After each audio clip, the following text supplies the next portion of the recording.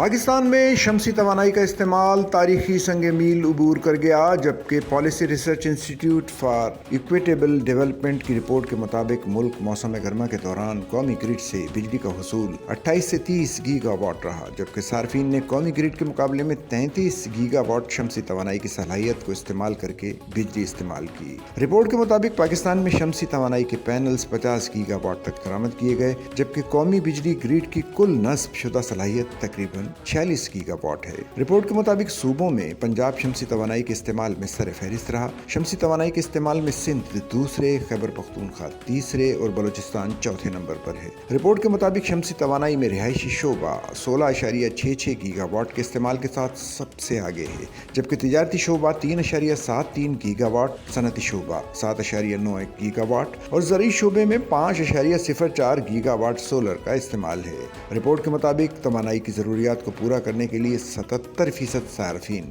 اپنے شمسی نظام پر انحصار کرتے ہیں، جبکہ نیشنل گرڈ سے بجلی کے حصول کے لیے 23% صارفین انحصار کر رہے ہیں۔ سچل نیوز نیٹ ورک کی ویڈیوز میں خوش آمدید۔ ناظرین، ویڈیو سے متعلق اپنی قیمتی رائے کا اظہار کمنٹ باکس میں ضرور کریں اور چینل کو سبسکرائب کریں۔